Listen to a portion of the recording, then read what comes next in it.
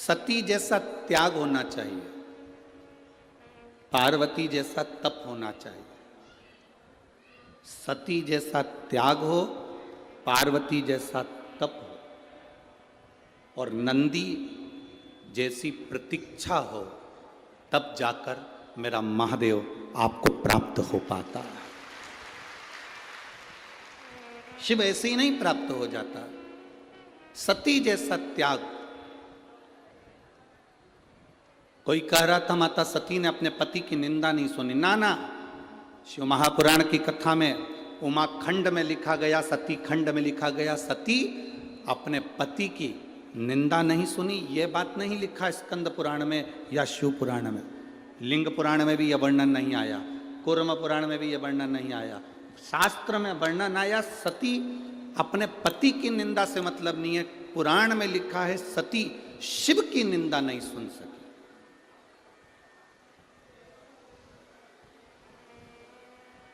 यहां पति शब्द नहीं लिखा। आपके पास में अगर गीता प्रेस गोरखपुर की शिव महापुराण की पोथी हो तो उसको पढ़ना। उसमें लिखा, यह नहीं लिखा कि सती अपने पति की निंदा नहीं सुन सकी। यह कहीं नहीं लिखा। उसमें लिखा कि सती शिव की निंदा नहीं सुन सकी।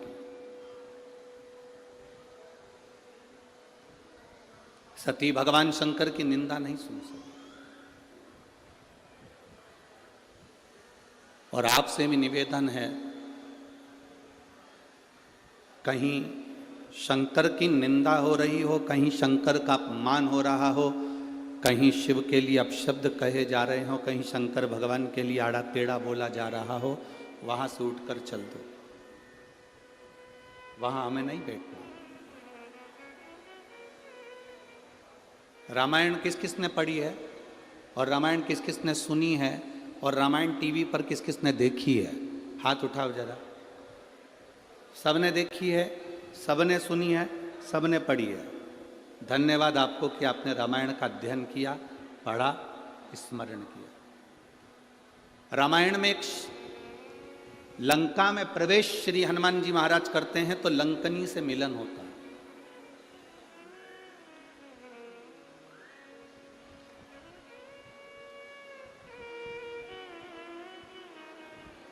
हनुमान जी महाराज जब लंका में प्रवेश कर रहे हैं तब एक स्त्री,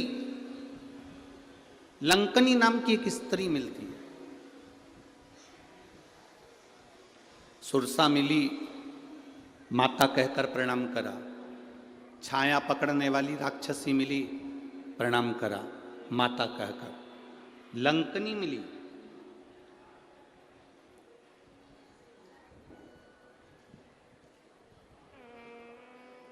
क्या हमारा शास्त्र,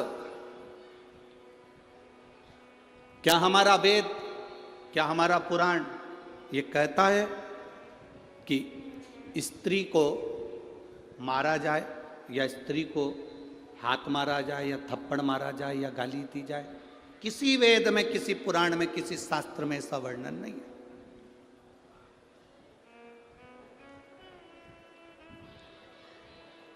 जब हमारे शास्त्रों में यह वर्णन नहीं है तो फिर हनुमान जी महाराज ने लंकनी पर मुष्टिक का प्रहार क्यों किया?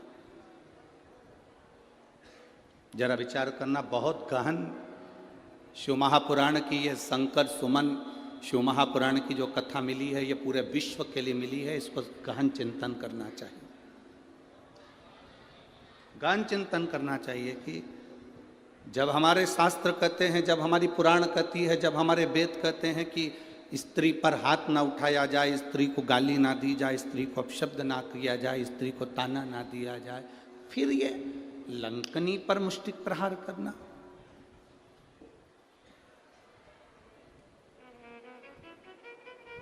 लंकनी पर मुष्टिक प्रहार। कौन है ये लंकनी? कौन है ये स्त्री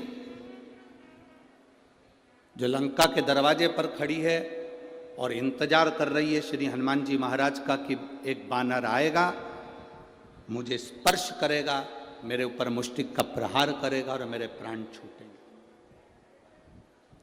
कौन है?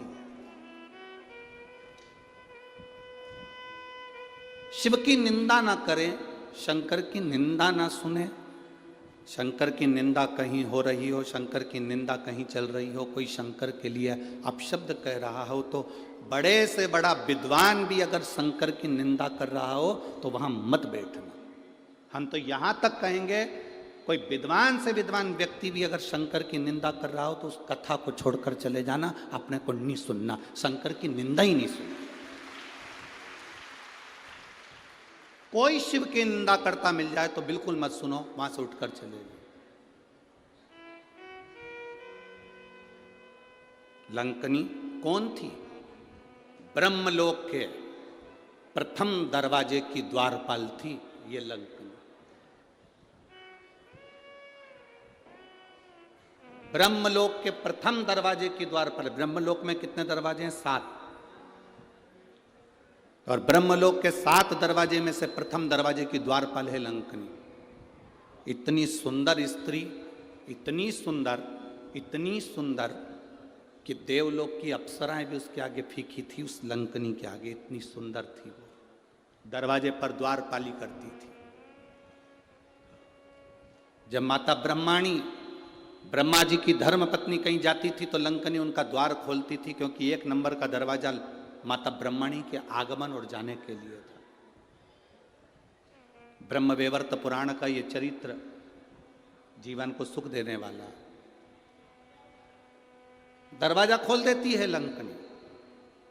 बड़ी सुंदर थी ये ब्रह्मलोक के पहले नंबर के दरवाजे की द्वारपाल, अप्सरा थी, बड़ी सुंदर। दरवाजा खोलती है, ब्रह्माणी निकल जाती है, दरवाजा बंद कर देती है, फिर आ जाती है। इसका काम था।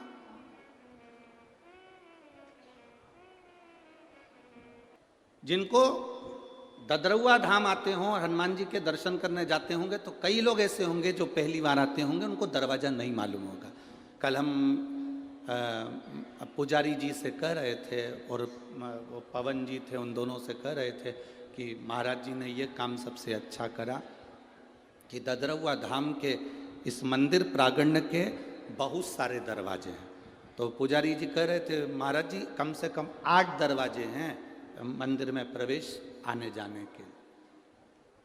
ऐसी ब्रह्मलोक में ब्रह्मा जी के प्रवेश द्वार 7, उसमें से एक द्वार पर दरवाजे पर ये सुंदर स्त्री खड़ी है, जो दरवाजा खोलती है, बंद करती है, पहरेदारी करती है, चौकीदारी करती है। अब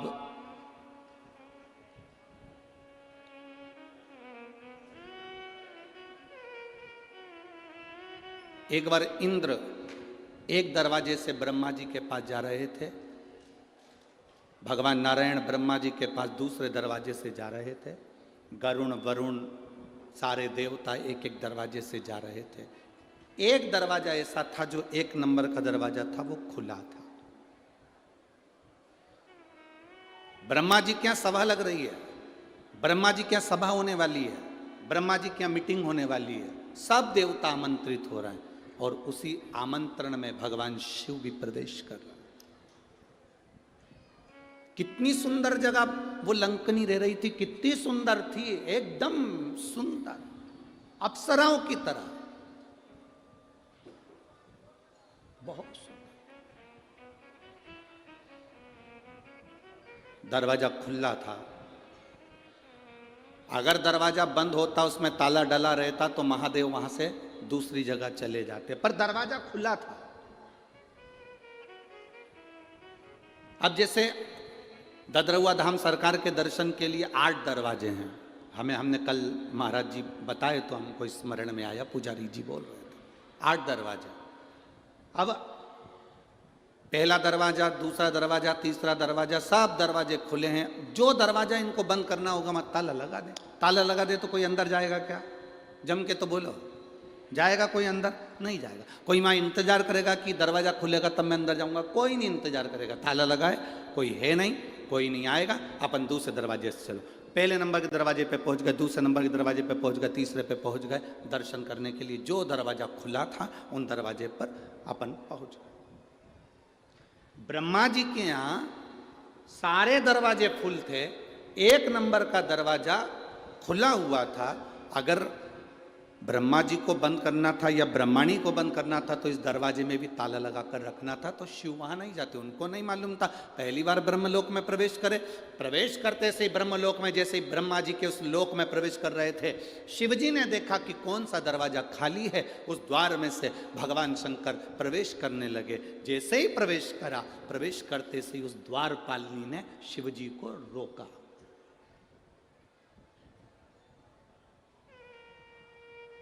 वो दरवाजे पे खड़ी हुई उस लंकनी ने, उस द्वारपालिनी ने, जो सुंदर है, अति रमणीय, अति सुंदर, उसने रोक दिया।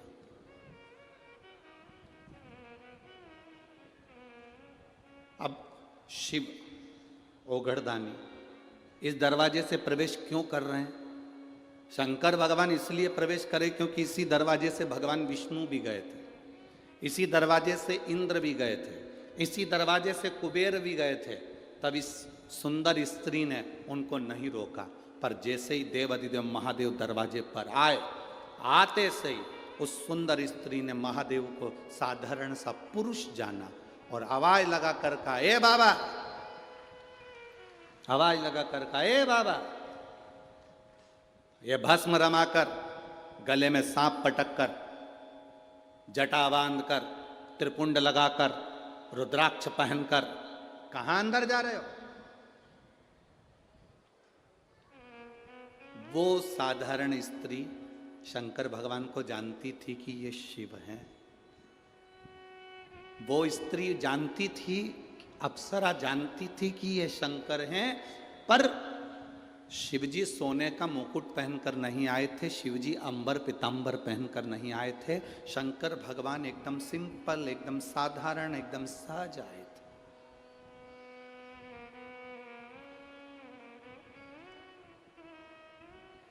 अब यहाँ जितने संत बैठे हैं, आप इनका दर्शन कर रहे हो।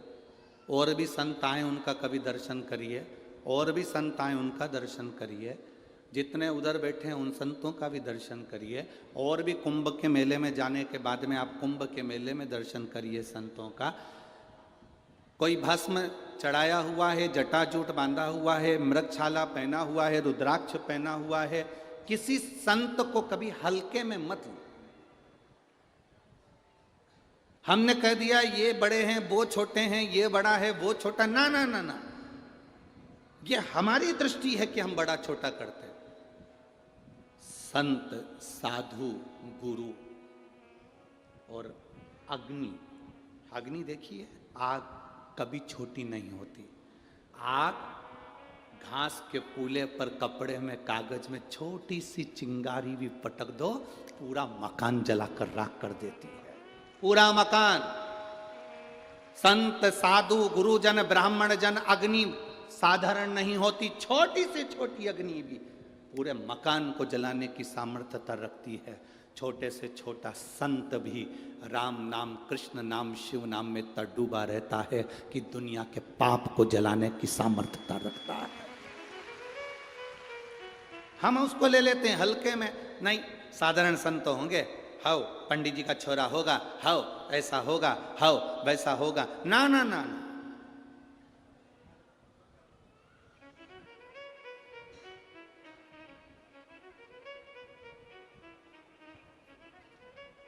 स्त्री को हल्के में ले लेना, पर उसके मांग के सिंदूर को हल्के में मत लेना।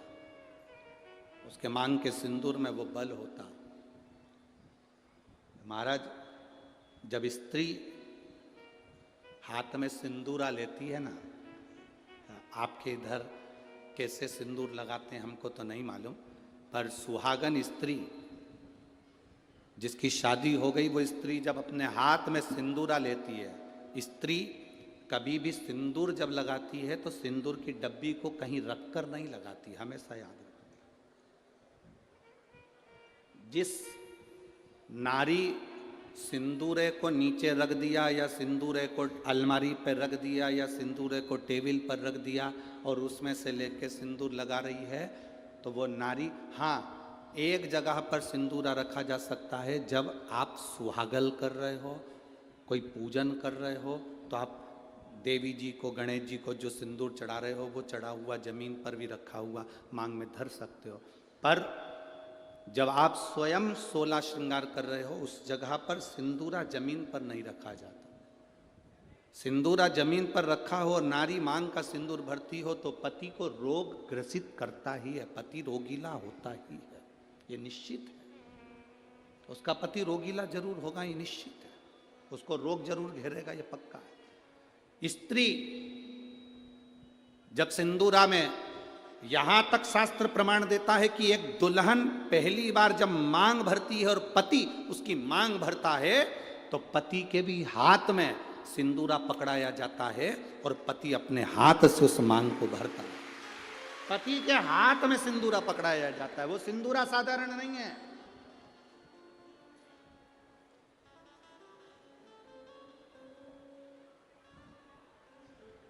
आप में से कोई ऐसी आलसन हो सकती हैं, कोई ना कोई ऐसे आलसी हो सकते हैं कि ड्रॉज खोली, उसमें रखा था, उसी में से निकाल के और भर ली और उसी में रख दिया। ऐसी कहीं कहीं की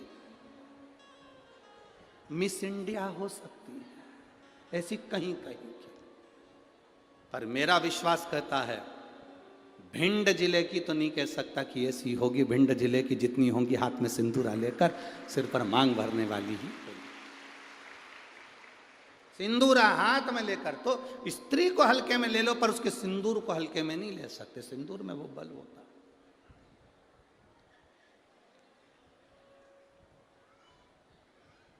एक कौन सा राक्षस है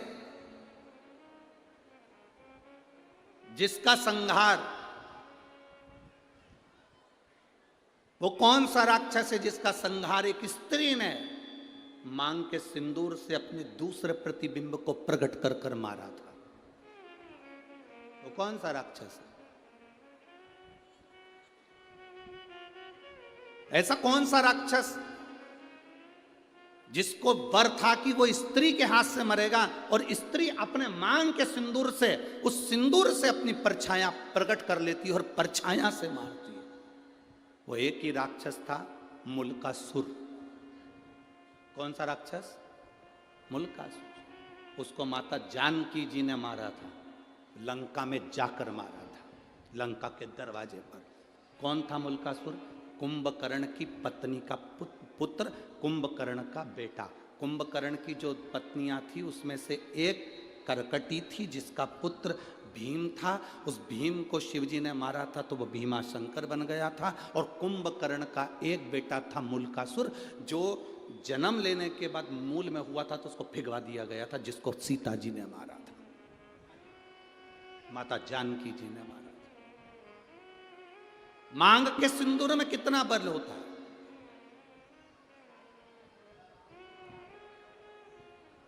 मांग के सिंदूर में कितनी तेजता होती है, कितना बल होता है, ये स्त्री जाने।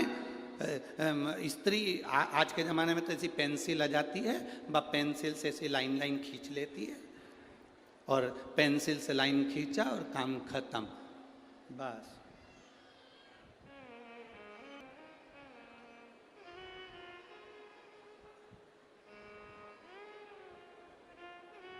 आप में से आप लोगों ने देखा कि नहीं देखा, बड़े बड़े घर के लोग भले मांग भरने में संकोच करें, सिंदूर लगाने में संकोच करें, पर तुम्हारे यहाँ पर कोई काम करने वाली आई हो ना, तुम्हारे यहाँ कोई बर्तन मांजने वाली आई हो, वजन ढोने वाली, ईंट रखने वाली, फावड़ा गेती रखने वाली, रेत भरने वाली, वो काम करने वाली स्त्री को देखना। एक पैसे वाले के यहाँ की नारी भले मांग भरने में संकोच कर सकती है, पर एक गरीब स्त्री कभी मांग भरने में संकोच नहीं करती, वो मांग भर कर चलती।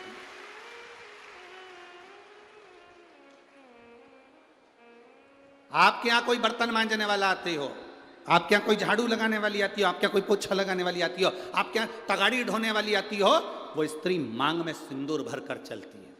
बोलो री जीजी, आप लोगों ने देखा है कि नहीं देखा? ईमानदारी से बोलना हो। कथा ऐसे नहीं चलती कि महाराज ने बोल दिया तुमने स्वीकार कर लिया। तुम तो दिल से बोलो कि तुमने देखा कि नहीं देखा।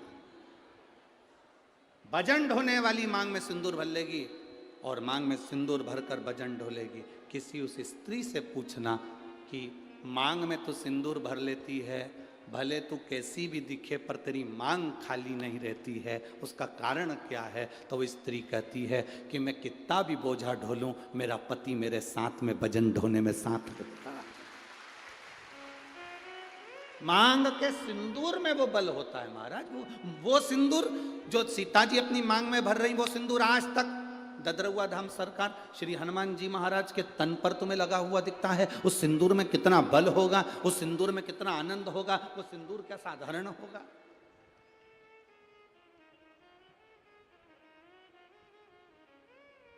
उसको पहचानो, उसको जानो।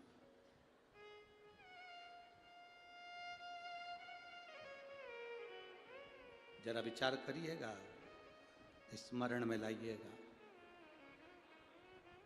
वो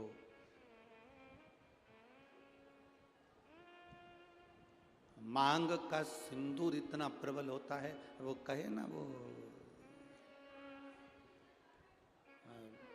मुल्कासुर की वो कथा आती है, आप लोगों ने सुनी तो होगी, हमारे स्मरण में है कि आप लोग सुन के तो रखे होंगे, पर फिर भी आज शिव महापुराण में निकली है तो आप स्मरण करेंगे। कुंभकर्ण का बेटा मुल्कासुर मूल में पैदा हो गया। कुंभकर्ण को मालूम पड़ा मेरा बेटा मूल में पैदा हुआ है। कुंभकर्ण ने दासियों से कहा कर कह दिया, इसको जंगल में फेंक दो, ले जाओ इसको और वन में डाल दो, ले जाओ इसको जंगल में फेंको। अब उस बच्चे को ले जाकर जंगल में फेंक दिया। मूल में हुआ था, जंगल में फेंका। जंगल में फेंका, एक मधुमक्खी ने उस बच्चे को देख लिया। मधुमक्खी ने जब बच्चे को देखा कि कोई बच्चा रो रहा है और बिलख रहा है, इसके घर के लोग उसको यहां पटक कर चले गए। मधुमक्खी ने अपने छत्ते को छेदित कर दिया। मधुमक्खी अपने छत्ते को बनाती है, कभी छत्ते को छेदित नहीं करती कि उसमें से शहद नीचे गिरे। कभी छेदित नहीं करती मधुमक्खी अपने छत्ते को, बनाती है छत्ता पर छेदित नहीं करती। छत्ता बनाएगी पर छेदित ना करेगी, छेदित ना करेगी।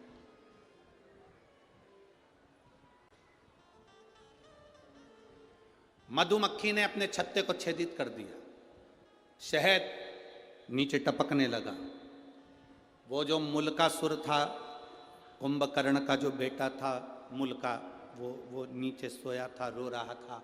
मुंह में शहद उसके जाने लगा। मुल्का धीरे धीरे धीरे रोना बंद कर दिया। दूसरी मधुमक्खी आ गई, तीसरी मधुमक्खी आ गई। बहुत सारी मधुमक्खियों ने उस बालक को पाल पोस कर बड़ा करा और उसका नाम मुल्का, कुंभकर्ण का बेटा। कुंभकर्ण के दोनों बेटों का चरित्र बड़ा विचित्र है। एक करकटी से पैदा हुआ भीम, जिसको शिव जी ने मारा था तो भीमा शंकर, मेरे भोलेनाथ का 12 ज्योतिर्लिंग में से एक ज्योतिर्लिंग भीमा शंकर बना। और दूसरे नाम पर यह मुल्क, ये मुल्का। अब मुल्का बड़ा हो गया, मधुमक्खियों ने पाल पोस कर बड़ा करा। तो मधुमक्खी कोई माता मानता था, मधुमक्खी कोई पिता मानता था। एक मधुमक्खी से उस मुल्का ने पूछा, मां, अब देखो हमारा सनातन धर्म कितनी सुंदर बात कहता है, मानो तो मैं गंगा मां हूं, ना मानो तो बहता पानी।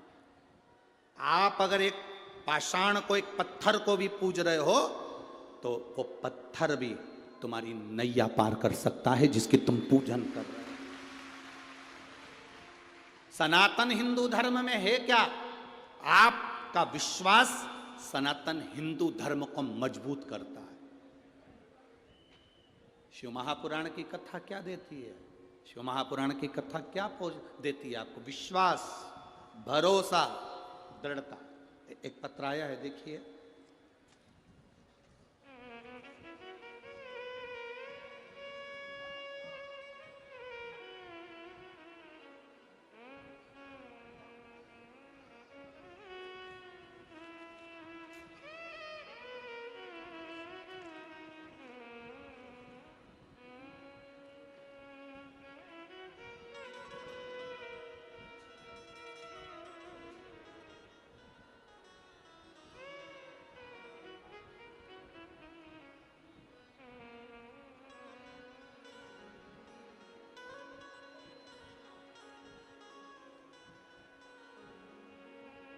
भरोसा देखिएगा।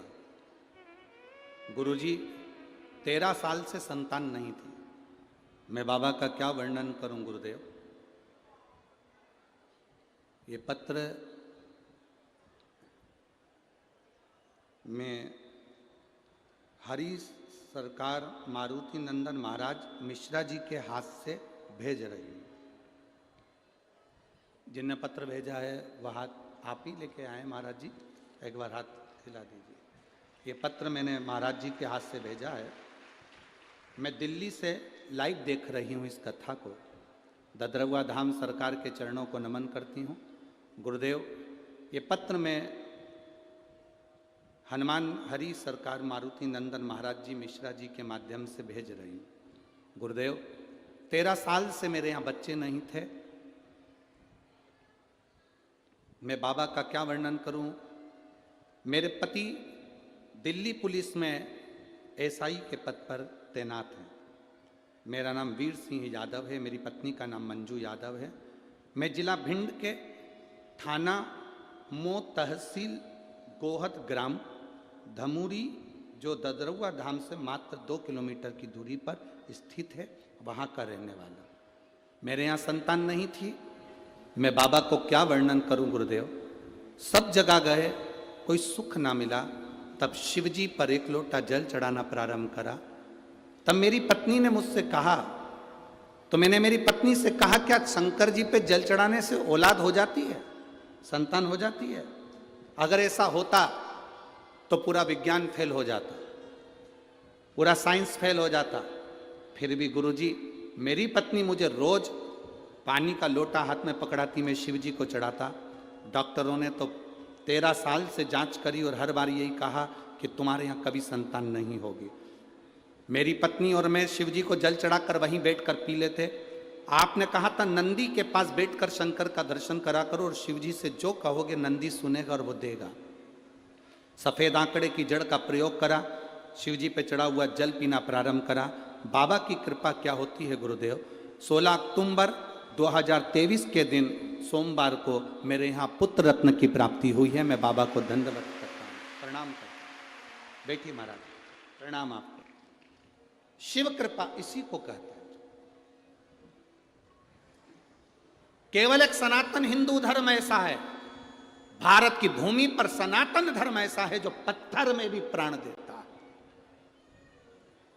सनातन हिंदू धर्म केवल ऐसा है जो विश्वास को पक्का करता है, भरोसे को दृढ़ करता है और परमात्मा का दर्शन करता है। आप में से कई माताएं ऐसी बैठी हैं जिन्होंने पशुपति व्रत करा होगा और बाबा ने दिया होगा, 1 लोटा जल चढ़ाया होगा, बाबा ने दिया होगा। ददरवा धाम आए होगे तो हनुमान जी ने दिया होगा।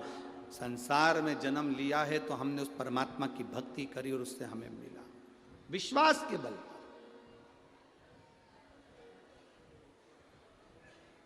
हम तो आपसे मिलते भी नहीं हैं। आप सरकार से पूछ लेना, या पुजारी जी हों, पवन भैया हों, या इस ददरवा धाम के जितने सेवादार हों उनसे पूछना, सियोर वाला महाराज अपना कमरा छोड़कर बाहर तक नहीं निकलता। और जितने गार्ड लगे हों वहाँ पुलिस विभाग के लोग लगे उनसे पूछना। वो महाराज होंगे बहुत सारे आपके यहाँ आते होंगे, मिलते होंगे, जुलते होंगे, हम नहीं मिलते। हमारा एक ही काम है, हमारे पास में जो छोटा सा शिवलिंग है, ठाकुर जी हैं, उनका पूजन करना। जितना बन सके अपने को बाबा ने जो समय दिया है उस समय में पाठ करना और भगवान की माला जपना। जितनी जप सकते हो उतनी जपो। ये संसार से मिलेंगे तो आप 100, 500, 200 रुपये देकर जाओगे, पर मेरे भोलेनाथ को जपूंगा तो वो मेरी जिंदगी में मेरा हाथ पकड़कर ऊपर पहुंचाएगा। केवल यही कथा नहीं, आपने पूरे जितनी बार कथा सुनी होगी, हमने एक बात कहा, हम मिलते नहीं है। बोला था कि नहीं बोला था? हम कहीं नहीं मिलते। पीछे के 1-2 दिन होते हैं जिसमें कहीं कोई मिलने वाला होता है तो मिलते, ना मिलते कमरे से निकलते ही नहीं। और हमारे कमरे में हमारे चाहे गार्ड हों, चाहे आशीष भैया हो, चाहे हमारे ब्राह्मण हो, हमारे कमरे में नहीं आते। भजन करा, स्मरण करा, जाप करा, अनुष्ठान करा, भक्ति करी, केवल कथा में आए, यहाँ से चले, इसके सिवाय कुछ नहीं। क्यों मिलें आपसे?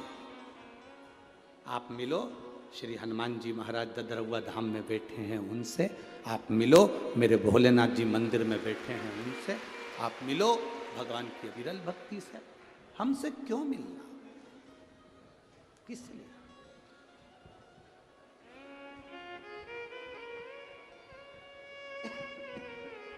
आप उसकी भक्ति करो, आप उसका भजन करो, आप उसका स्मरण करो। जितना जितना भजन का बल बढ़ेगा, जितना जितना भजन का बल बढ़ेगा, आपको कहीं जाने की जरूरत नहीं पड़ेगी। भोलेनाथ ढूंढता ढूंढता टार्च जलाकर तुम्हारे पास पहुंचेगा कि तू भजन कर रहा है। आपको नहीं जाना है कहीं पर, वो आएगा, शिव स्वयं।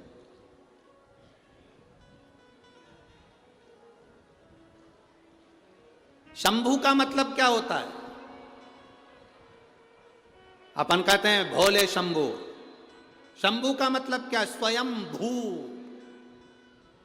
किसी देवता को शंभू नहीं कहा गया, केवल एक देवाधिदेव महादेव जिनको शंभू कहा गया, क्योंकि वो स्वयं भू है, स्वयं प्रकट है। ना कभी जन्म हुआ, ना कभी मरता है। वो दुनिया के साथ में आज भी है, कल भी रहेगा। ब्रह्मांड नष्ट भी हो गया तो शिव रहेगा, बाकी का साफ है। स्वयंभू है वो, इसलिए उसको शंभू कहा गया। स्वयंभू शंभू है।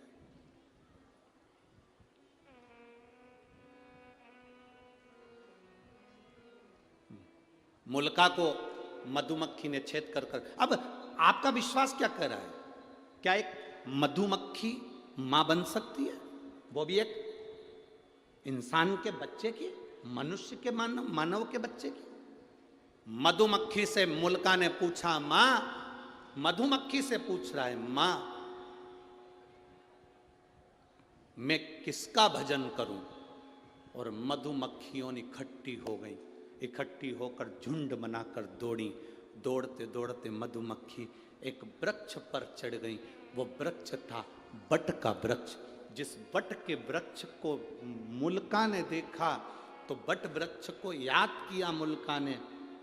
ये बट वृक्ष ब्रह्मा जी के कटे हुए शीश से प्रकट हुआ है, इसलिए मेरी माँ कह रही है कि इस ब्रह्मा का तू तप कर। मुल्का ने ब्रह्मा जी का तप करना प्रारंभ करा। इतना घोर तप मुल्का ने करा, बट वृक्ष के नीचे बैठ जो तप करना प्रारंभ करा तो ब्रह्मा जी प्रकट हो गए, ब्रह्मदेव सामने। और ब्रह्मा जी प्रकट होकर बोले, बोल मुल्का तुझे क्या चाहिए? मुल्का ने कहा, मैं मरू ना, मुझे अमर कर दो, मेरे प्राण ना छूटे, मुझे अमर करा जा। भगवान ने कहा, ये तो कभी नहीं हो सकता मुल्का कि तू अमर होगा। अगर मैं अमर नहीं हो सकता तो फिर क्या मांगू? इतने में मुल्का ने कह दिया, बस अगर मैं अमर नहीं हो सकता, मेरे को मरना ही पड़ेगा, तो मुझे वर दो कि मुझे स्त्री मारे। और मुल्का ने कहा, कोई नारी में इतना बल नहीं होता जो मुझे मार दे। मैं कुंभकर्ण का बेटा हूं, कुंभकर्ण की जैसा हूं, अगर मारे तो मुझे स्त्री मारे। ब्रह्मा जी ने तथास्तु कह दिया। मुल्का चले गया। उसने तुरंत वहां से गया और मधुमक्खी से पूछा, मां मैं किसका पुत्र हूं? मधुमक्खी ले जाकर उसे लंका की ओर दिखा देती है मार्ग। मुल्का को मालूम पड़ा कि मैं कुंभकर्ण का बेटा हूं और मेरे पिता को राम ने मारा था, पर मेरे पिता का साथ विभीषण ने दिया था। मेरा चाचा, मेरे परिवार का व्यक्ति जिसने मेरे पिता को मारने में साथ दिया, मेरे ताऊ को मारने में साथ दिया, मैं विभीषण को नहीं छोड़ूंगा। और मुल्का लंका में प्रवेश करने लगा। लंका का गेट बंद करा गया, दरवाजा बंद करा गया। विभीषण को मालूम पड़ा कि मुल्का मेरे ऊपर आक्रमण कर रहा है, कुंभकर्ण का बेटा मेरे ऊपर आक्रमण कर रहा है। विभीषण रातों रात भागकर अयोध्या में आ गए। विभीषण रातों रात भागकर अयोध्या में आए। अयोध्या नरेश, भगवान राम ने पूछा, क्या बात है विभीषण, इतनी रात्रि को तुम यहां कहां पहुंच गए, कैसे आना हुआ? प्रभु बहुत जल्दी में आया हूं, कुंभकर्ण का बेटा मुझे मारना चाहता है, लंका में प्रवेश करना चाहता है, और कह रहा था पहले विभीषण को मारूंगा क्योंकि उसने मेरे पिता को मरवाने में साथ दिया, फिर राम लक्ष्मण को मारूंगा, हनुमान को मारूंगा। राम जी को क्रोध आया और राम जी ने लक्ष्मण, हनुमान, भरत, शत्रुघ्न की सेना सैनिकों के साथ भेज दी लंका के लिए। सेना लंका की ओर चली। बीच मार्ग में मुल्कासुर ने सेना को रोक लिया, युद्ध प्रारंभ हुआ। ऐसा भयंकर युद्ध लक्ष्मण जी के साथ में, भरत जी के साथ में, शत्रुघ्न जी के साथ में और हनुमान जी के साथ जब हुआ, मुल्का आखिरी में जीत गया। हार गए। हारते से ही तब तुरंत सूचना पहुंचाई विभीषण ने भगवान राम के पास में कि ये मुल्का तो मर नहीं रहा, क्या करा जाए? हनुमान है ना वहां पर, नहीं मर रहा। क्यों नहीं मर रहा? समझ नहीं आ रहा। राम जी ने सेना तैयार करी और लंका की ओर चल दिए। बीच मार्ग में फिर मुल्का और राम जी का युद्ध प्रारंभ हुआ, पर मुल्का मरने को तैयार नहीं। मुल्का मरने को तैयार, मुल्का मर ही नहीं। जब मुल्का नहीं मरा, मरने को नहीं आजी, हनुमान जी को लगा मेरे प्रभु इस मुल्कासुर से युद्ध लड़ रहे हैं। रावण को तुरंत पछाड़ दिया, कुंभकर्ण को तुरंत पछाड़ दिया, मेघनाथ, अक्षय सब मारे गए, बड़े से बड़े असुर मारे गए। आज मेरे प्रभु के सामने ये मुल्कासुर है, कुंभकर्ण का बेटा, और मरता नहीं है। राम जी ने तुरंत वहां से छलांग लगाई और अपनी माता अंजना के पास पहुंच गए। मां अंजना ने पूछा, मेरा वीर बजरंगी आया है, मेरा हनुमान आया है? बेटे को गले से लगाकर पूछा, बजरंगी क्या बात है हनुमान? हनुमान कहते हैं, माँ पवन सुत, क्या बात? हनुमान जी कहते हैं, माँ मुल्कासुर के साथ में मेरे प्रभु का युद्ध हो रहा है पर मरता नहीं है।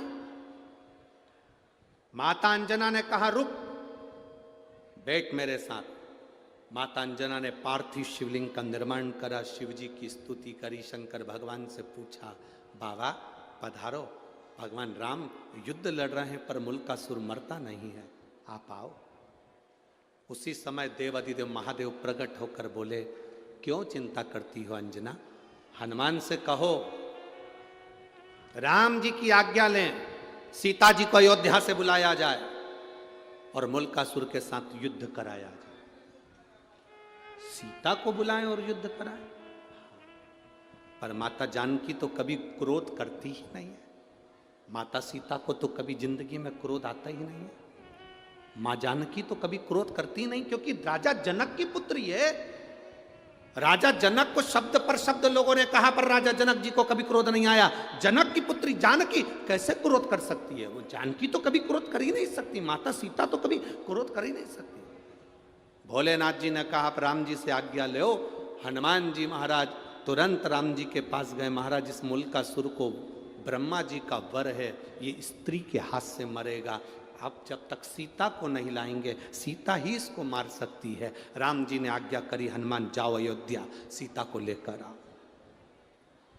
माता सीता को लेकर आओ। जानकी जी मांग में सिंदूर भर रही थी, माता जानकी श्रृंगार कर रही थी। जिस समय हनुमान जी पहुंच गए, हनुमान जी ने पूछा, मां ये मांग में सिंदूर क्यों?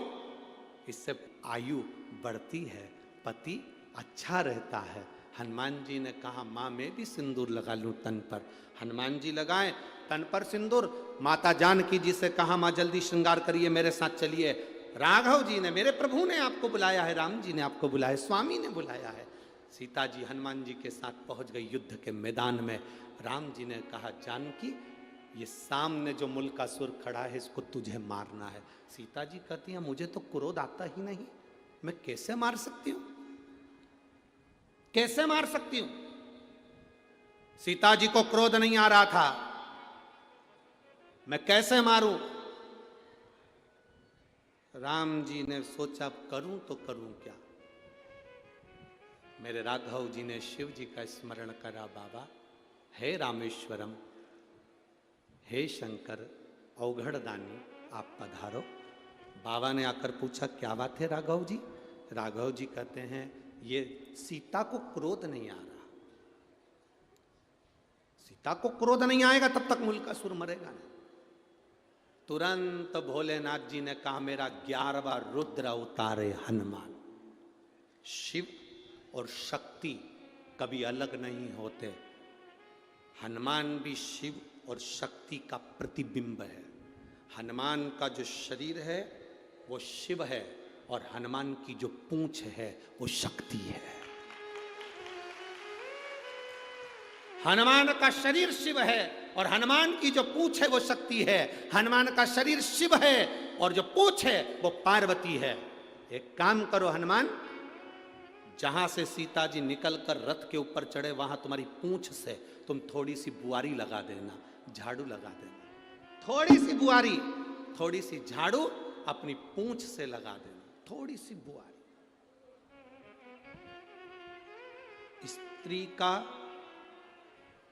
स्त्री का पल्लू, थोड़ा ध्यान देना, बहुत अच्छी विषय है।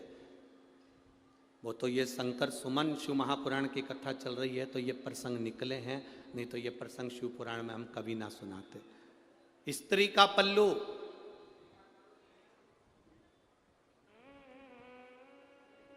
एक माता का पल्लू, नारी की चोटी, नारी के केश और हनुमान जी की पूंछ, ये तीनों में पार्वती की शक्ति समाई होती है। एक इसलिए हमारे भारत का इतिहास रहा है, हमारे सनातन धर्म का इतिहास रहा है, माताएं जब अपने बच्चे को रोता हुआ देखती है तो अपने पल्लू से ऐसी ऐसी नजर उतार देती। बोलो री जीजियो, सही है कि गलत है? चलो ये भी जाने दो, जब लड़का शादी के लिए जाता है या लड़की की शादी होती है तो माँ अपने पल्लू में दो तीन चीज रखती है। एक तो वो ऐसी मथनी करती है ना, क्या बोलते हैं उसको, रई, रई, ऐसी रई को अपने पल्लू में लेके दूल्हे के ऊपर से, दुल्हन के ऊपर से ऐसा ऐसा करती है। हमारे यहाँ उसको परछन कहते हैं, आपके यहाँ क्या कहते हैं? जम के तो बोलो जरा, आपके यहाँ करते कि नहीं करते पहले तो ये बताओ। फिर वो मूसल लेती है छोटा सा, फिर मूसल को भी दूल्हा दुल्हन के ऐसा ऐसा करा जाता है। फिर वो सूपड़ा रहती है, सूपा फटकने वाला, उसका कोना लेकर वो भी ऐसा ऐसा दूल्हे को दुल्हन को करती है। क्या बोलते हैं इधर? हमारे यहाँ उसको परछन कहते हैं, दूल्हा दुल्हन की परछन करी। सास करती है, मां करती है। मां का पल्लू, माता का पल्लू, स्त्री की चोटी, हनुमान जी की पूंछ, उसमें मां जगत जननी दुर्गा, मां आद्य शक्ति समाई होती है। तुरंत कह दिया भोलेनाथ जी ने, जब सीता यहाँ से निकल कर जाए, हनुमान तेरी पूंछ से बुआरी लगा दे। उस पूंछ का एक कण भी सीता के शरीर को छू गया, सीता में तेज देवी का आ जाएगा और इतना क्रोध करेगी कि तुझे कुछ नहीं करना, वो मुल्कासुर को मार देगी। मुल्कासुर इतना तेज। हम हनुमान जी के मंदिर में जाते हैं, वहां का सिंदूर अपने सिर पर लगाते हैं। क्यों लगाते हैं? कारण क्या है?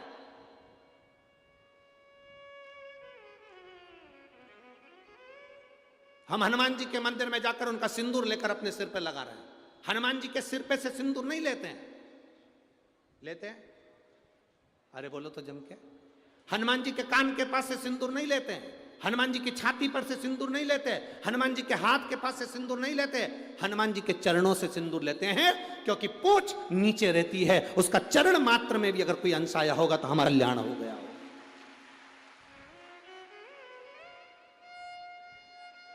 अब तुम्हारे यहां अगर ऐसा होता हो कि सिर पे से सिंदूर लेके लगा लेते हो तो बात दूसरी। हाँ, शास्त्र नहीं है, शास्त्र ये वर्णन करता ही नहीं कि सिर पे से सिंदूर। यहाँ तो हनुमान जी के चरणारविंद का सिंदूर लेकर मस्तक पर लगाया जाता है। हनुमान जी की पूंछ नीचे रहती है, उस पूंछ में से एक अंश भी उनके केश का भूमि पर गिरा होगा, उसमें सिंदूर लग गया होगा, हमारे मस्तक पर लगा होगा तो हमें बल मिलेगा, बल मिलेगा तो संसार से लड़कर हम आगे निकल जाए।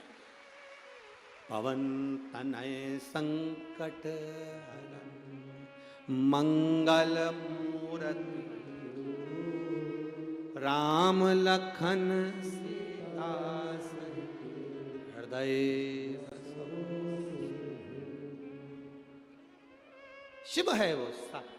शंकर भगवान ने कहा हनुमान सीता जी, सीता माता जानकी चली, चलते ही हनुमान जी ने बुहारी काढ़ी, बुहारी काढ़ते से माँ जानकी ने देखा सामने मुल्कासुर को। सीता जी ने अपने मांग के सिंदूर का स्पर्श कर कर अपनी छाया प्रकट कर दी। जानकी नहीं, सीता की छाया प्रकट हो गई और सीता माता की छाया ने ऐसा विकराल रूप धारण करा कि मुल्कासुर को 5 बाण में त्रस्त कर कर उसको पछाड़ दिया। अंत में मुल्कासुर मर गया, मुल्कासुर मर गया।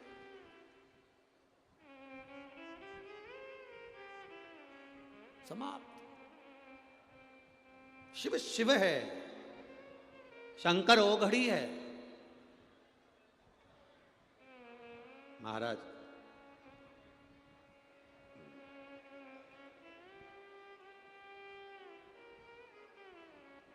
लोग कहते हैं भगवान शंकर का नाम किस टाइम लेना चाहिए, भगवान शंकर का भजन किस टाइम करना चाहिए। हम कहते हैं शिव के भजन का कोई टाइम नहीं है, शंकर का भजन आठों याम करना चाहिए। आठों याम, जब तुम्हारा मन करे तब शिव जपो, जब तुम्हारा मन जपे मन कहे तब राम जपो, जब तुम्हारा मन कहे तब तुम सीता जपो, जब तुम्हारा मन कहे तब कृष्ण जपो, जब तुम्हारा मन कहे तब भगवान का भजन करो। आठों याम सीता राम 24 घंटे हर पल हर घड़ी जपना चाहिए। तो किसी ने कहा, एक महाराज जी प्रवचन में कह रहे थे कि सुबेरे शाम जपना चाहिए। हमने कहा महाराज जी से पूछो दोपहर में तो नहीं मरेंगे, उनसे पूछो। जो तुमसे कहते हैं कि केवल सुबह शाम भगवान का भजन करना चाहिए, उनसे पूछा जाए क्या दोपहर में नहीं मरोगे कि रात को नहीं मरोगे। जब तुम्हारी श्वास चल रही है, 21,600 श्वास इस शरीर में से जो निकल रही है, 3.5 करोड़ रोम छिद्र इस शरीर के जो आनंद दे रहे हैं, हर घड़ी हर पल हर क्षण जपो। शास्त्र तो कहता है 24 घंटे भगवान का भजन करो। 24 घंटे नहीं कर सकते तो कम से कम 12 घंटे तो भगवान का भजन करो। 12 घंटे नहीं कर सकते तो 6 घंटे तो करो। 6 घंटे नहीं कर सकते तो 3 घंटा भगवान का भजन करो। 3 घंटा नहीं कर सकते तो कम से कम 1.5 घंटा तो करो रे। 1.5 घंटा नहीं कर सकते तो आधा घंटा करो। आधा घंटा भी अगर भगवान का नाम नहीं ले सकते तो 15 मिनट लो। 15 मिनट भगवान का नाम भजन नहीं कर सकते तो 5 मिनट करो। 5 मिनट नहीं कर सकते तो 1 मिनट करो। और 1 मिनट भी अगर भगवान का भजन नहीं कर सकते तो चुल्लू भर पानी में डूब मरो। 24 घंटे में से 1 मिनट भी तुम परमात्मा के लिए नहीं निकाले, तुम्हारा जीवन बेकार है। काय का जीवन? ददरौआ धाम के नजदीक में रह रहे हो, 8-10 किलोमीटर 40-50 किलोमीटर दूरी के रह रहे हो, और उसके बाद भी सोच रहे हो कथा में जाऊंगा, कथा में जाऊंगा, कथा में जाऊंगा।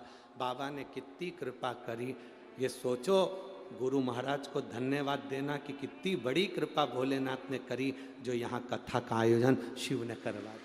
जरा विचार करिए, सोचिए, शिव बिना कुछ। ओघड़ी है शंकर, ओगड़दानी है शंकर, त्रिकालदर्शी है शिव, करुणा सागर है शिव।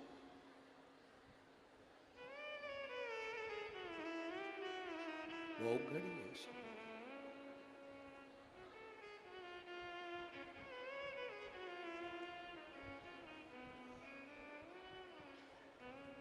महाराज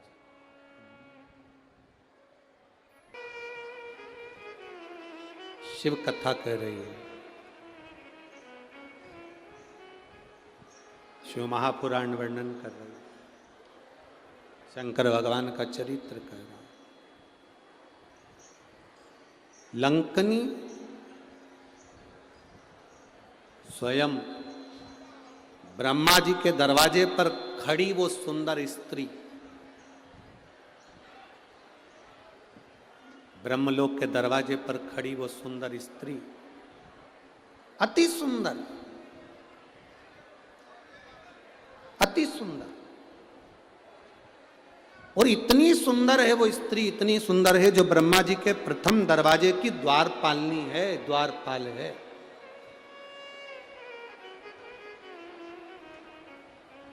जो ब्रह्मा जी के प्रथम दरवाजे की द्वारपाल, भगवान ब्रह्मा जी के दरवाजे से, उस द्वार से इंद्र भी गए, उस स्त्री ने नहीं रोका।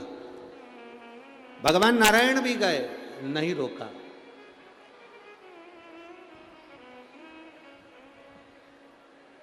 पर देव अधिदेव महादेव जब निकल कर गए, उस स्त्री ने रोक दिया। हे बाबा, अरे बाबा, कहा कहां जा रहे हो? शरीर तो देखो आपका, भस्म लपेटे हो, गले में सांप पड़ा हुआ है, जटा बंधी हुई है। बहुत ध्यान से कथा सुनिएगा, बहुत दूर दूर से आप लोग आए हो। दिल में शिव को बिठा कर लेकर जाना। शंकर को दुनिया के लोगों ने हल्का ही लिया, बहुत हल्के में शंकर जी को लोग लेते हैं।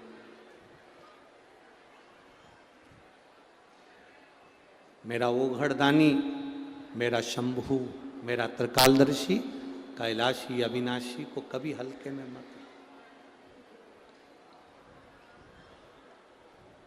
उसके दरवाजे पर जाकर अगर आपने एक गीला कपड़े का पोछा भी लगाया है ना, तो वो खाली नहीं छोड़ता है। एक झाड़ू भी लगाई है ना, वो खाली नहीं छोड़ता है। अगर मंदिर को साफ भी करा है तो वो खाली नहीं छोड़ता, ऐसा ओघड़ी है वो। दीपावली पर जिस कुबेर की हम पूजन करते हैं, कौन है? शंकर जी के मंदिर में चोरी करने गया था, चोट्टा।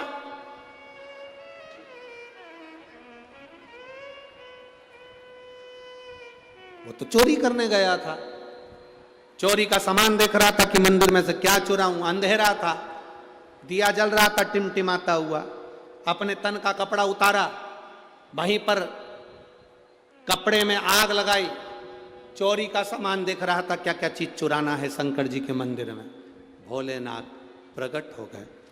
शिव जी ने प्रकट होकर कहा, मांग तुझे क्या चाहिए? चोट्टा बोला, मैं तो चोर हूं।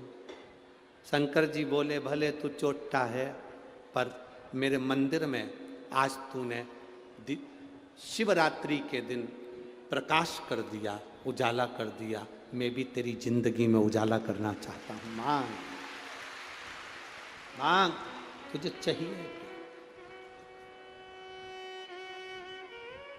अब भोलेनाथ जी ने उसको कुबेर की सिंहासन दे दिया, चोर को कुबेर बना दिया। चोर को कुबेर। गया चोर ऊपर कुबेर के सिंहासन पर, कुबेर बैठा था। उससे कहा, उतरो नीचे, ये कुर्सी हमारी है। उतरो नीचे, ये कुर्सी हमारी है। उतर जाओ जल्दी से नीचे, यहां पर उतरो। कुबेर ने कहा, भाई देख, हम कैसे उतर जाएं? भला जरा बता, ये कुर्सी तो हमारी है। नहीं, भोलेनाथ जी ने ये कुर्सी मेरे को दी है, शंकर जी ने कुर्सी मुझे दी है। भोले बाबा ने ये कुर्सी मुझे दी है, तुम उतरो। कुबेर नीचे उतरा। रोता रोता कुबेर इंद्र के पास गए। इंद्र ने कहा, इस मामले में हम कुछ नहीं बोल सकते, इस मामले में हम कुछ नहीं बोल सकते। रोता रोता कुबेर भगवान विष्णु के पास गए। भगवान विष्णु ने कहा, क्या हुआ? भगवान विष्णु बोले, इस मामले में हम कुछ नहीं कह सकते। रोता रोता कुबेर ब्रह्मा जी के पास गए। ब्रह्मा जी उनको लेकर भगवान विष्णु के पास चले गए। भगवान नारायण से कहा, प्रभु ये बात तो बहुत गलत है, जब कुबेर को कुर्सी मैंने दी थी तो फिर ये शंकर जी ने इसको कुर्सी कैसे दे दी? वो चोर को कुर्सी कैसे दे दी? भगवान विष्णु बोले, देखो ब्रह्मा जी, शंकर जी के मामले में हम नहीं बोल सकते। ध्यान देना, ब्रह्मा जी तुम्हारे भाग्य को लिख सकते हैं, विधाता तुम्हारे भाग्य को लिख सकता है, भगवान तुम्हारे भाग्य को लिख सकता है, पर केवल एक देव अधिदेव महादेव ऐसे हैं जो तुम्हारे भाग्य के लिखे को मिटाकर अच्छा लिख सकते हैं। अकाल मृत्यु वो मरे जो काम करे चंडाल का, और काल उसका क्या बिगाड़े जो भक्त हो। मां, जो शिव का उपासक, उसको क्या चिंता?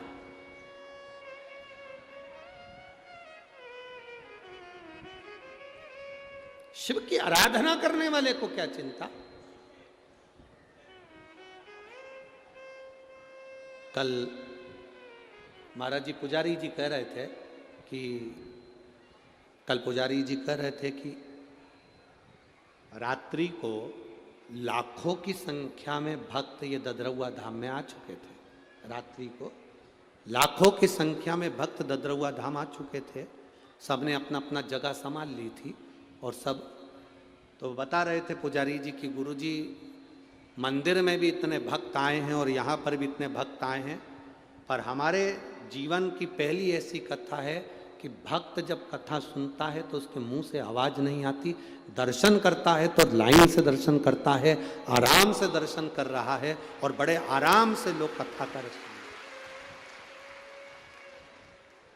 शिव की उपासना करने वाला, ये शंकर की, राम की, कृष्ण की जिसके अंदर भक्ति होती है वो मौन रहकर अलमस्त होकर कथा का लाभ लेता, अलमस्त, उसको कोई मतलब नहीं, कोई। आग लगे बस्ती में, बोलो बोलो जम के बोलो, अपन रहो। शंकर भगवान कितनी मस्ती में रहते, जहर पी लिया, कंठ में विष भरा है तो भी आराम से रह रहे हैं। आप में से कहीं का भी एक आध बार मच्छर काट खाए तो 25 बार जरा विचार करो। पर शिव शिव है, जहर कंठ में भरा है, गले में सर्प धरा है, सिर पे गंगा चंद्र धरा है और मेरा शंभु अड़भंगा बैठा भक्ति में डूबा हुआ है। निंदा ना करें, अपशब्द ना बोलें, शिव को पहचानो।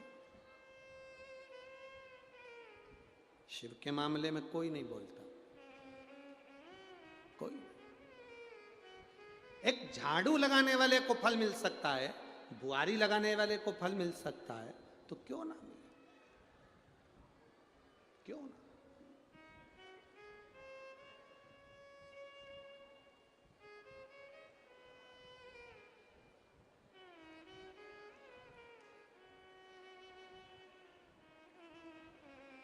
एक महिला ने एक पत्र लिखा है,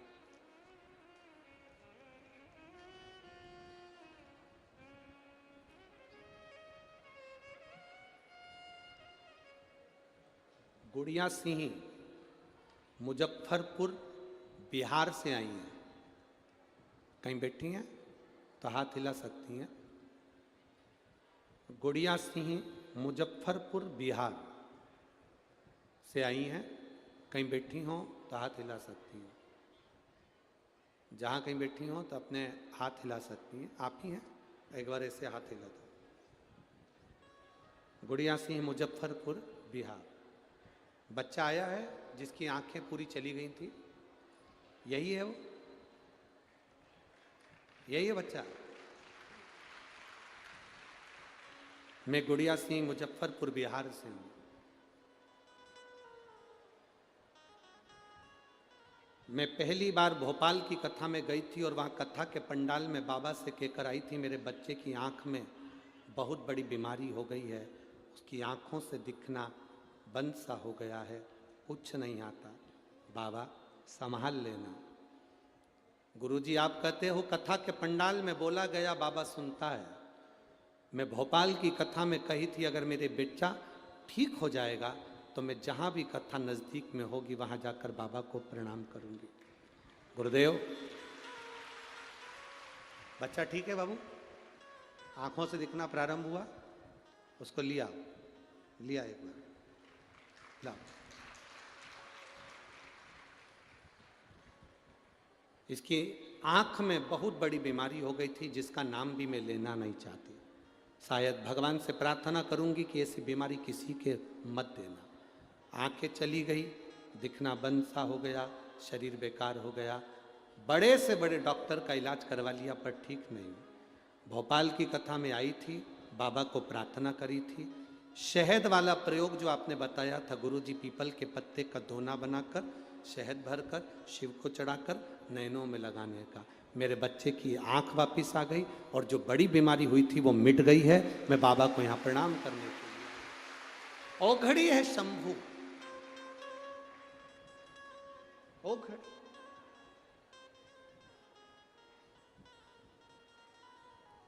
आपका विश्वास जितना दृढ़ होगा, आपका भरोसा जितना दृढ़ होगा, यहां आपका भरोसा आपको विजय दिलाता है, आपका विश्वास आपको विजय दिलाता है। आप झाड़ू भी लगा रहे हैं उसके दरवाजे की तो वो फल देता है।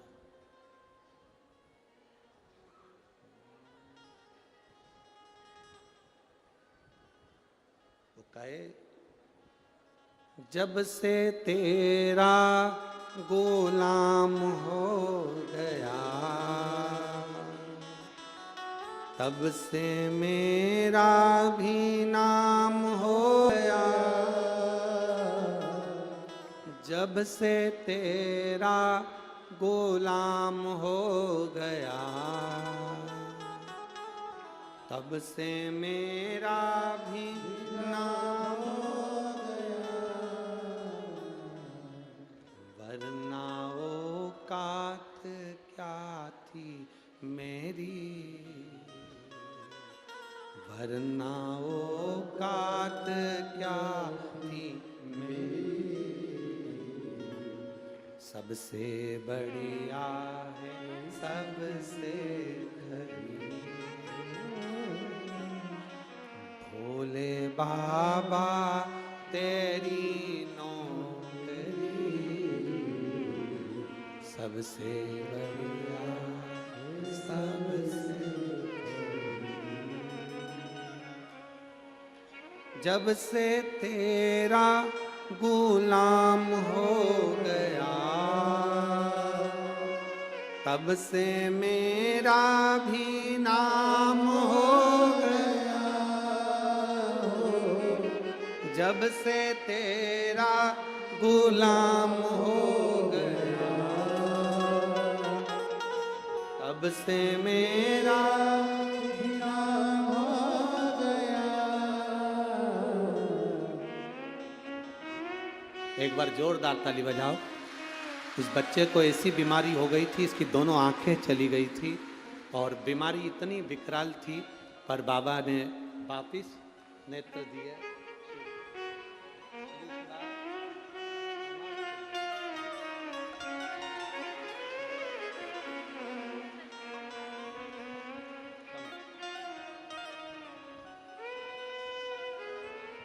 वरना औकात क्या थी मेरी, सबसे बढ़िया है सबसे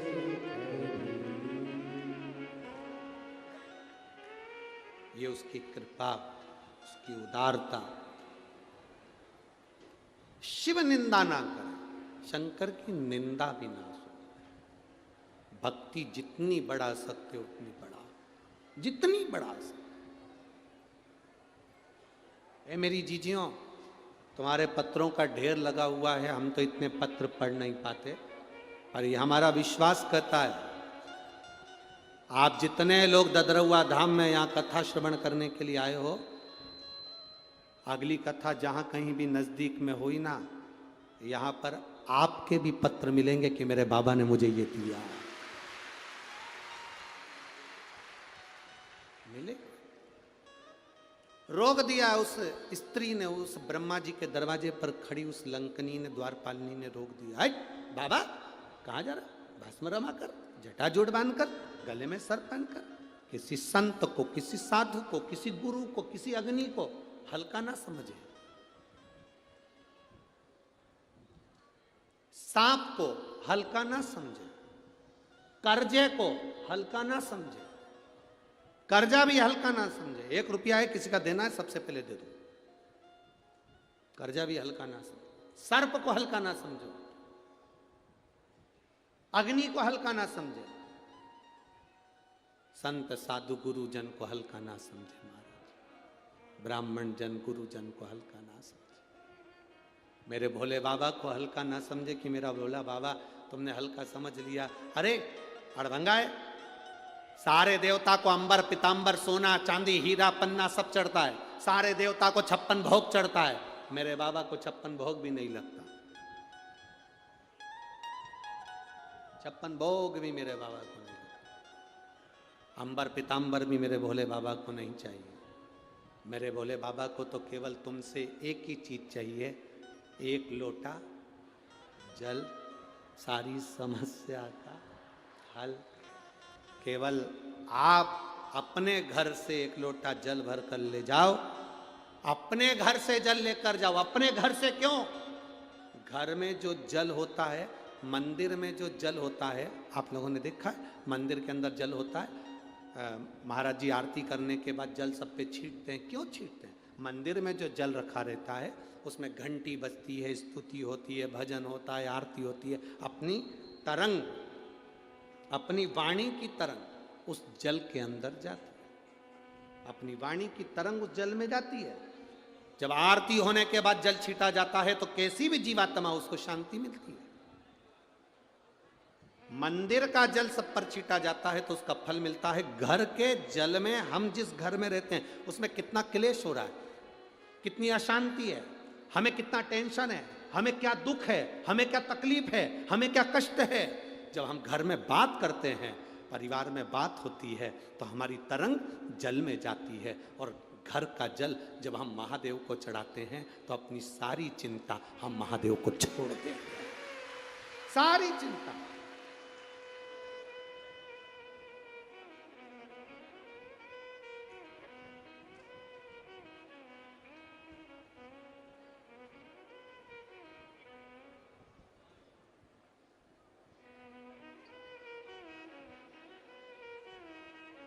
हमारी पूरी चिंता हमने महादेव को सौंप दी, हमने अपने जीवन की पूरी टेंशन उनको दे दी।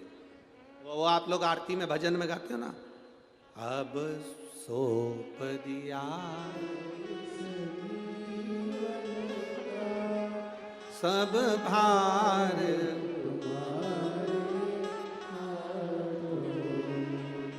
हे हार तुम्हारे हाथों में और जी तुम्हारे हाथों में। हम अपना पूरी चिंता, पूरा टेंशन, पूरा विचार भगवान को दे देते हैं और देते रहना चाहिए। कोई तुमको गाली दे, एक शब्द भी पलट कर मत बोलो। कोई तुमको अपशब्द कहे, एक शब्द पलट कर मत बोलो।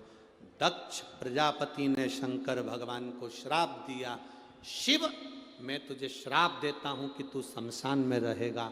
शंकर भगवान खुश हो गए, मेरे ससुर ने मुझे जो स्थान दिया वो बहुत अच्छा दिया। ससुर दामाद को प्लाट दिलाता है, उस प्लाट पर कोई कब्जा कर ले तो ससुर का मन दुखता है। दक्ष प्रजापति शंकर भगवान के ससुर हैं, उन्होंने शंकर भगवान को श्राप दिया कि तू शमशान में रहेगा। दक्ष प्रजापति ससुर ने शंकर भगवान को प्लाट भी दिया, तो ऐसी जगह दिया जहां कोई कब्जा ही नहीं करेगा। वहां कौन कब्जा करने वाला? उसका नाम है शमशान। जहां अमीर भी जाता है तो बांस पर और गरीब भी जाता है तो बांस पर। अमीर भी जाता है तो सफेद कपड़े में, गरीब भी जाता है तो सफेद कपड़े में। अमीर भी जाता है तो घास के गद्दे पर, गरीब भी जाता है तो घास के गद्दे पर। आपके इधर ऐसा होता हो कि डनलप के गद्दे पे ले जाते हो तो बात दूसरी। अमीर भी जाएगा तो सफेद कपड़े में, गरीब भी जाएगा तो सफेद कपड़े में। अमीर भी जाएगा तो घास के गद्दे पर, गरीब भी जाएगा तो घास के गद्दे पर। अमीर भी जाएगा तो बांस पर, गरीब भी जाएगा तो बांस पर। जहां सबकी शान सम है उसका नाम सम शान है, वहां बराबर की शान है। कोई अमीर नहीं, कोई गरीब नहीं। ये दुनिया में हो सकता है कि तुम अमीर हो, तुम गरीब हो, पर शमशान में आग लगे तब कोई अमीर कोई गरीब नहीं होता। जिसने ज़्यादा बादाम खाई हो उसकी भी राख एक जैसी होती है, जिसने नी खाई उसकी भी एक जैसी है। हो सकता है बादाम खाने वाले की राख थोड़ी क्वालिटी बान हो तो भर के रख, पर एक जैसा सम है। जब शंकर भगवान की दृष्टि में सम है तो फिर दुनिया क्यों भेद करती है? दुनिया ने भेद करा।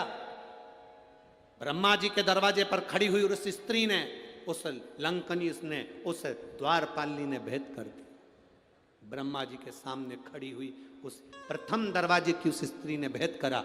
इंद्र जी को नहीं रोका, विष्णु जी को नहीं रोका, पर शंकर जी को रोक दिया। क्या अड़भंगे, क्या अड़भंगे।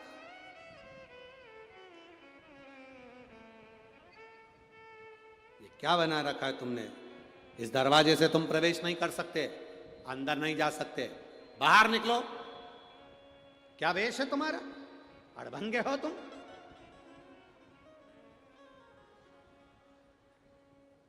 शिव तो मौन थे। शंकर कभी जवाब नहीं देते। शंकर का जो भक्त होता है ना, शिव की उपासना करने वाला होता है ना, वो कभी जवाब नहीं देता। आप उसको गाली दे दो, अपशब्द कह दो, ताना दे दो, वो कभी जवाब नहीं देगा, क्योंकि उसको भरोसा है। जवाब, छोटा सा बच्चा, मम्मी पापा हाथ पकड़ कर जा रहे हैं, बच्चे को कोई थप्पड़ मार दे, बच्चे को कोई अपशब्द कह दे, तो बच्चा मारेगा वापिस जवाब में कि माता पिता मारेंगे? बोलो बोलो, जम के बोलो जरा।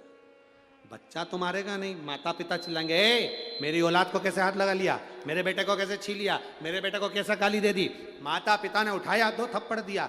याद रखना, शंकर का उपासक, शंकर की आराधना करने वाला, शिव की उपासना करने वाले का जवाब शिव भक्त कभी नहीं देता। उसका जवाब उसका शंभु देता है, उसका शिव देता है। वो कभी जवाब नहीं देगा, जवाब वो देगा।